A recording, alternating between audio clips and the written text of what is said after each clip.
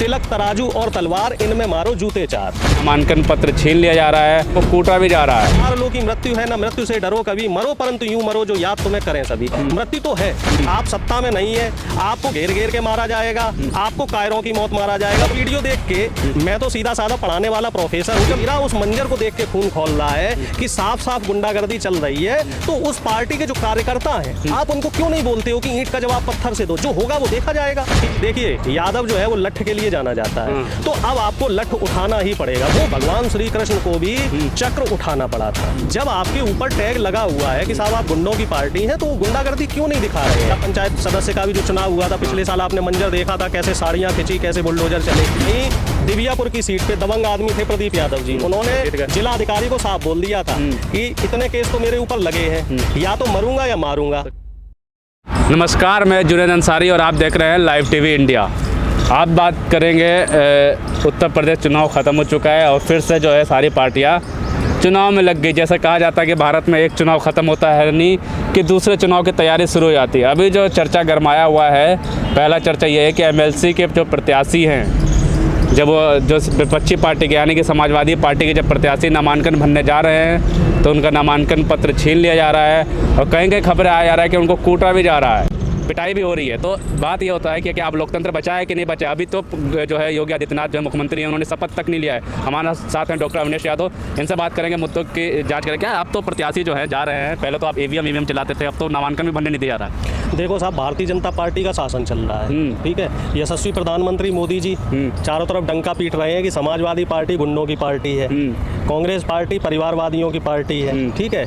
लेकिन भारतीय जनता पार्टी में सारे शरीफ हैं और उनकी शराफत का नज़ारा कल से आप लोग देख रहे हैं। कल इस तरह का माहौल था, कल नामांकन का आखिरी दिन था। एमएलसी जो निर्वाचित एमएलसी निर्वाचित होंगे, जिनको सभासद और ये जो ग्राम प्रधान वगैरह जो वोट देंगे, तो लगभग 30 सीटों पे चुनाव होने हैं और भारतीय जनता पार्टी ने भी अपने तमाम प्रत्याशी उतारे हैं और समाजवादी पार्टी ने भी तमाम प्रत्याशी उतारे हैं। तो इसमें एक चीज़ ये देखने को मिली कल कि जिन प्रत्याशियों ने 16-17 तारीख में नामांकन कर दिया सो कर दिया, जो कल के भरोसे रहे, तो इसमें ये हुआ कि भारतीय जनता पार्टी के तो 100 आदमी अंदर घुस गए कलेक्ट्रेट में, लेकिन विपक्षी दल के यानी कि समाजवादी पार्टी के 5 लोगों को ही परमिशन दी गई। और जिस तरीके से वीडियो सामने आया वो साफ तौर पे बता रहा है कि समाजवादी पार्टी पे जो टैग लगा था गुंडे होने का, तो अब मुझे कहीं ना कहीं ये लग रहा है कि अब समय आ गया है, जब आप बदनाम तो हैं ही, ठीक है। जिला पंचायत सदस्य का भी जो चुनाव हुआ था पिछले साल, आपने मंजर देखा था, कैसे साड़ियां खिंची, कैसे बुलडोजर चले।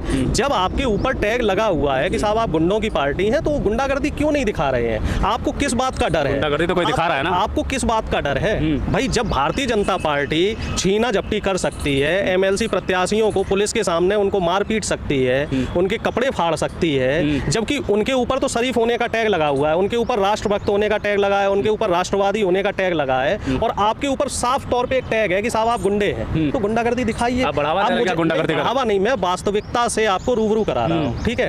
ये अभी की बात नहीं है, इतिहास में चले जाइए, भगवान श्री कृष्ण को भी चक्र उठाना पड़ा था, ठीक है। चक्र उठाना पड़ेगा क्या? अगर आपको देखिए, एक बहुत पुरानी कहावत है, आपने भी नैतिक शिक्षा में पढ़ा होगा कि दुष्टों के साथ दुष्टता पूर्वक व्यवहार करना चाहिए। महात्मा गांधी भी, छोटा सा एग्जांपल ले लो, महात्मा गांधी भी जब अंग्रेजों से देश को आजाद कराने के लिए सत्य अहिंसा के मार्ग पे चल रहे थे, तो सिर्फ गांधीवादी नीति से देश आजाद नहीं हुआ। जितना रोल महात्मा गांधी जी का रहा, उतना ही रोल मैं सुभाष चंद्र बोस का मानता हूँ, उतनी भूमिका में चंद्रशेखर आजाद जी की मानता हूँ, उतनी भूमिका में सरदार भगत सिंह की मानता हूँ। तो अब कहीं ना कहीं वो दौर आ गया है कि हमारे राष्ट्रीय अध्यक्ष जी जो है महोदय, उनको ट्विटर से निकलना पड़ेगा, सड़क पे आना पड़ेगा।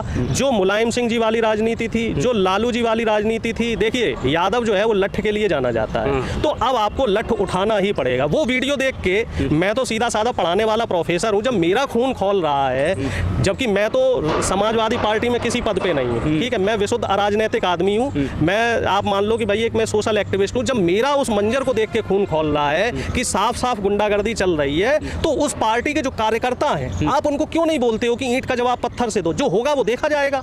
मैथिली देखिए, लाल चतुर्वेदी की एक कविता है कि विचार लो की मृत्यु है, ना मृत्यु से डरो कभी, मरो परंतु यूं मरो जो याद तुम्हें करें सभी। मृत्यु तो है, आप सत्ता में नहीं है, आपको घेर घेर के मारा जाएगा। जाएगा, आपको कायरों की मौत मारा जाएगा। तो मैं तो ये मानने वाला इंसान हूँ कि जब आपको मरना ही है, मतलब जब आपको संघर्ष करना ही है, तो लड़के संघर्ष कीजिए। किस बात का डर है? जेल ही तो जाओगे, गोली ही तो खाओगे, वैसे भी गोली खा रहे हो, वैसे भी जेल जा रहे हो, सत्ता तो आपके हाथ से छिन गई। आपको नामांकन नहीं करने दिया जा रहा है। नामांकन जिन जिन के नामांकन हो गए हैं, अभी उनके घर पे बुलडोजर की तैयारी चल रही है। कई प्रत्याशियों के घर के बाहर बुलडोजर खड़ा हुआ है, बिल्कुल बुलडोजर खड़ा कर दिया है कि साहब अपना आप नामांकन रद्द करो। 23 तारीख उसकी डेट है, आखिरी डेट है, कल की डेट। तो कईयों पे दबाव बनाया जा रहा है कि नामांकन जो है अपना वापस ले लो, नहीं तो आपके घर के ऊपर बुलडोजर चढ़ाने की तैयारी हो रही है। तो साहब अब ये कलयुग है, ठीक है। यहाँ आपको साम दाम दंड भेद और नीति हर तरीके से सत्ता प्राप्त करनी है। अगर आप सत्ता में हैं, आपके पास बाहुबल है, तभी आप अपना भी भला कर सकते हैं और अपनों का भी भला कर सकते हैं। सन्यासी हैं योगी जी।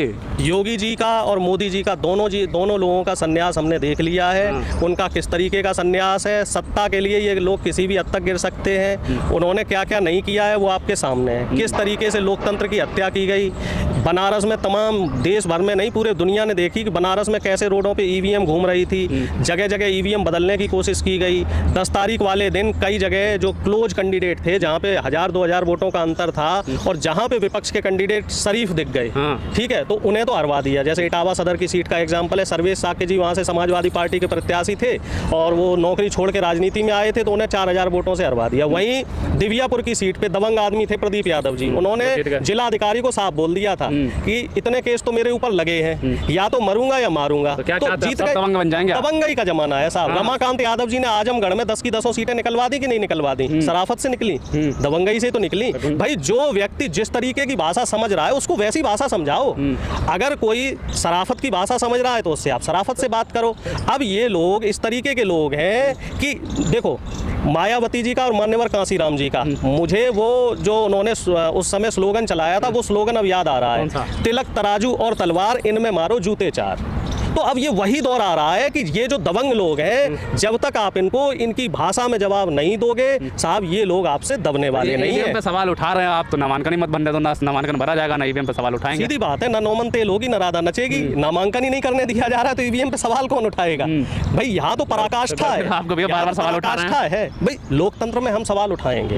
विपक्ष का काम है सवाल उठाना, आम जनता का काम है सवाल उठाना, और जो तानाशाह है उनका काम होता है उन सवालों को और उन आवाजों को दबाना। तो जो हमारी तानाशाही सरकार है वो अपना काम ईमानदारी से कर रही है, और जो विपक्ष है वो अपना काम ईमानदारी से नहीं कर रहा है। सरकार बिल्कुल राष्ट्रवादी सरकार है, हम इससे कोई परहेज नहीं कर रहे हैं, क्योंकि इस सरकार में जो हो जाए वो कम है। अब आपने एक वाकया देखा, कुछ सवर्णों ने, कुछ दबंगों ने एक दलित व्यक्ति को सिर्फ इसलिए मार दिया क्योंकि उसने मूंछ रखी थी। और हमारे समाज में